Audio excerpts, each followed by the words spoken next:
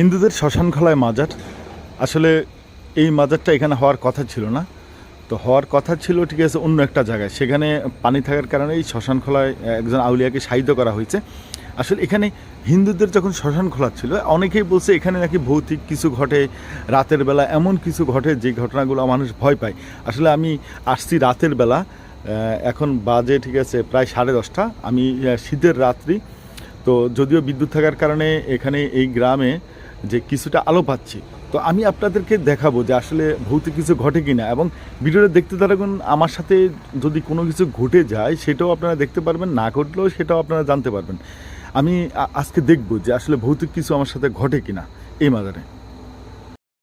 জানি দেখা গেলো, আমি একটু দেখি তো, মানে মানুষের মতো দেখা গেছে।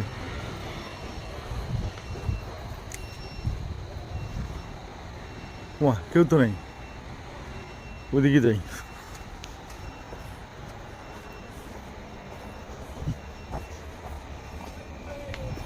কি রে ভাই, কেউ তো নেই।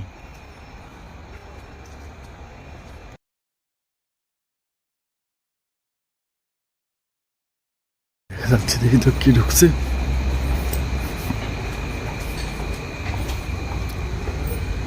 ওমা, কেউ নেই। বাংলাদেশ এই শহীদ গাজীর বাংলাদেশ, রহম করুন আল্লাহ। আমি আসছি অন্ধকার রাত্রিতে, বাট এখানে বিদ্যুৎ থাকার কারণে আমার ক্যামেরায় মোটামুটি ভালো একটা আলো দেখা যাচ্ছে। তো গুটগুটে যে অন্ধকারটা সেটা কিন্তু আপনারা মানে দেখে হয়তো বুঝবেন না। এই যে গুটগুটে অন্ধকার, তো আমি এখানে আসার পিছনের কারণটা তো আমি আসলে শুরুতেই বলছি যে আসলে এখানে শ্মশানখোলা একজন আউলিয়ার মাজার। এই যে রাতের বেলা কুয়াশাচ্ছন্ন, তার উপরে শীতকাল এবং অনেক রাত্রি। তো আসলে ভৌতিক কিছু ঘটে কি না, আসলেই কি ঘটে, ভৌতিক কিছু ঘটতে পারে আমি জানি না। তো আমার সাথে যদি ঘটেও যায়, হয়তো আপনারা ঘটে গেলে ভিডিওটা পাবলিশ করার সময় হয়তো আপনারা দেখবেন, অথবা ঘটে গেলে হয়তো আমি ভিডিওটা আর পাবলিশ করব না। আমি জানি না আমার সাথে কি হবে, বা আদৌ কিছু হবে কি না, নাকি মানুষের এই গল্প কাহিনী, এটাই। তো আমি একদম মাজারের কাছে, রাত তো 10:30টার বেশি হয়ে গেছে অলরেডি, না 10:30টাই বাজে। তো আমি এই সেই মাজার, এই মাজারে তালা মারা, রাতের বেলা তো আসলে এখানে কি থাকার কথা নয়। তো মাজারের একটা অংশে আমি আছি, আর এই পাশে একটা পুকুর আছে, এই যে পানি দেখা যাচ্ছে, সামনে একটা ঘাটলা আছে, এই যে। তো আমি যেভাবে গুটগুটে অন্ধকারটা পাচ্ছি আপনারা কিন্তু পাচ্ছেন না, কারণ ক্যামেরার লাইটিংয়ের কারণে। আমি দূর থেকে আবার মাজারটা দেখাই, এটা। আর তো যাই হোক, এই আউলিয়া উনি যখন মৃত্যুবরণ করেন তখন ওনাকে যেখানে শায়িত করা হয়, আসলে তখন উনি সেখানে ওনার কবরটা পানিতে ভেসে দেয়। তো উনিও এলাকার লোকজনকে স্বপ্নে দেখায় যে যেন ওনাকে অন্যান্য জায়গায় স্থানান্তর করা হয়। তো ওনার নাকি মৃত্যুর আগে একটা বাসনা ছিল যে এখানে হিন্দুদের উপাসনালয় ছিল, শ্মশানখোলা ছিল, তো এখানেই হওয়ার। আসলে কেন, কোন উদ্দেশ্যে একজন আউলিয়া এটা বলেছেন উনি নিজেই জানেন, এটা আসলে কারো কল্পনা করার বিষয় না, জানার বিষয় না। তো শেষ পর্যন্ত দেখেন, মানে আশ্চর্যজনকভাবে ওনার এই কবরটা এখানেই হয়েছে। এটা হিন্দুদের জায়গা ছিল, ওনারা জায়গাটা স্বেচ্ছায় ছেড়ে দিছে, এটা জোর করে ছাড়ানো হয়নি, স্বেচ্ছায়। তো এই আউলিয়ার আধ্যাত্মিক কারামত অনেক। দর্শক, আমি যে এতক্ষণ আপনাদেরকে যার সম্পর্কে বললাম, তো ওনার লোকেশনটা একটু আমি দিয়ে দেই। আমি গুগল ম্যাপ আপনাদেরকে দেখাই দিচ্ছি আমি আছি কোথায়।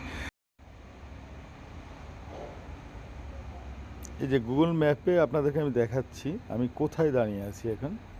আবার দেখাই, এই যে দেখেন, দেখেন কোথায় দাঁড়িয়ে আছি, কোথায় দাঁড়িয়ে আছি। এই যে আমি ঠিক এই জায়গার মধ্যে দাঁড়িয়ে আছি, এই জায়গায়, এই যে ঠিক আপনারা বুঝতেছেন কিনা, আমি এখানে দাঁড়িয়ে আছি। দর্শক, ভিডিওটা দেখতে থাকুন, আর আর আমার সাথে আসলে কিছু ঘটে কিনা সেই অপেক্ষায় আছি। তো মাঝে মধ্যে একটু চায়াটার মতো দেখা যাচ্ছে আসলে, যে মানে অলরেডি আমি কিছু একটু ভয় পাইছি।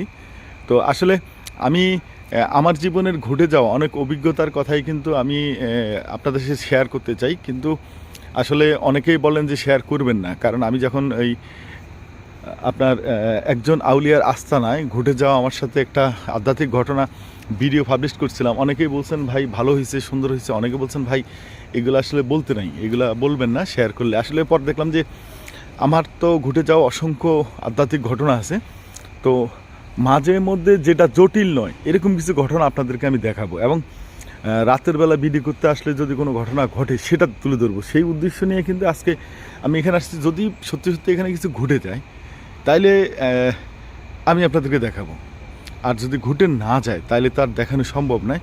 ঘটবে কি ঘটবে না আমি জানি না, আপনারাও জানেন কিনা আমি জানি না, যে আসলে কি ভৌতিক কিছু ঘটবে না কোনো কিছুই ঘটবে না আমি জানি না। এই যে মাজারটার ভিতরে এই যে দেখা যাচ্ছে, আমি দেখাই এর মাজারটা, এই যে মাজারের ভিতরে লাল আলো জ্বলতেছে ওনার, সেখানে ভিতরে মাজার।